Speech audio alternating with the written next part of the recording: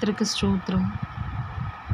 இன்றைக்கு தேசத்திற்காய் நாம் ஜெபிக்கும் பொழுது நிச்சயமாய் ஒரு ஆசீர்வாதம் தேசத்திற்கு மாத்திரம் சேமம் கிடையாது, நம்மளுடைய குடும்பங்களுக்கும் செழிப்பு உண்டாகும், ஆசீர்வாதம் உண்டாகும். அநேகருக்கு தேசத்திற்காய் ஜெபிக்கணும்னு ஆசைப்படுவாங்க. ஆனால் ஏன் ஜெபிக்கணும், எதற்காக ஜெபிக்கணும், எப்படி ஜெபிக்க வேண்டும் என தெரியாமல் இருக்கலாம்.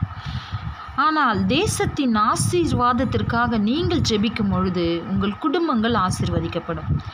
ஏனென்றால் என் நாமம் தரிக்கப்பட்ட என் ஜனங்கள் தங்களை தாழ்த்தி ஜெபம் பண்ணி என் முகத்தை தேடி தங்கள் பொல்லாத வழிகளை விட்டு திரும்பினால் அப்பொழுது பரலோகத்தில் இருக்கிற நான் கேட்டு அவர்கள் பாவத்தை மன்னித்து அவர்கள் தேசத்திற்கு சேமத்தை கொடுப்பேன். ஏனென்றால் தேவ பிள்ளையாக நாம் ஒவ்வொருவரும் நம்மளை தாழ்த்தி ஜெபிக்கும் பொழுது நம் தேசத்தை உயர்த்துவார், நம் குடும்பங்கள் ஆசீர்வதிக்கப்படும் என்பதில் சந்தேகமே இல்லை. நிச்சயமாக நீங்கள் தேசத்திற்காய் திறப்பில் நின்று ஜெபிக்கணும். தேசத்தின் மக்களுக்காக ரட்சிக்கப்படுறதுக்காக ஜெபிக்கணும்.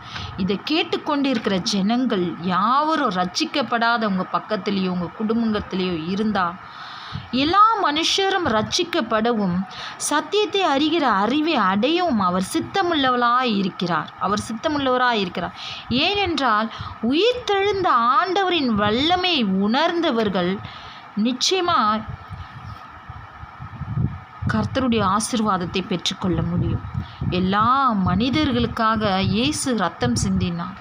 உங்களுக்காக எனக்காக தான் இன்றைக்கு கல்வாரி சிலுவையில் இயேசு ரத்தம் சிந்தினார். எல்லா மனுஷரும் ரட்சிக்கப்பட வேண்டும் என்பதே அவருடைய சித்தம்.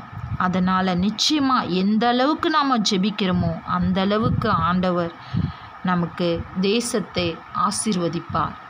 ஆமேன்.